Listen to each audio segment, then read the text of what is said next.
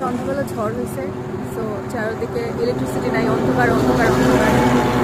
তো বাসায় কিছু রান্না করতে পারি নাই। ভাবলাম কি যে ফুড কোর্ট আছে যেটা বাসার পাশে, এসে হচ্ছে গিয়ে একটু খাবার দাবার খাই, একটু চিল করি, একটু মুডটা একটু ঠিক করি।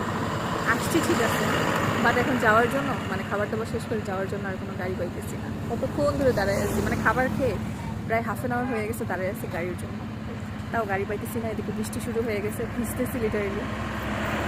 গাড়ির জন্য দাঁড়িয়ে দিতেছে, ব্যাপারটা এরকম হয়ে গেছে আবার খিদে পাইছে, মনে হচ্ছে আরেকবার খেয়ে তারপরে বাসায় যেতে হবে, কারণ এখানে গাড়ির জন্য ওয়েট করতে করতে খিদে পেয়ে গেছে। ভাবতেছি আরেকবার খাবো কিনা, খেয়ে একবারে বাসায় যাবো কিনা। যাই হোক, আপাতত গাড়ির জন্য ওয়েট করতেছি, বৃষ্টিতে ভিজছি। আর তার মধ্যে বৃষ্টির মধ্যে আমি আজকে একেবারে হোয়াইট কালারের টি শার্ট, হোয়াইট কালারের জিন্স সব পরছি। অ্যান্ড গেস হোয়াট, তারপরে আমি ডট খেয়েছি।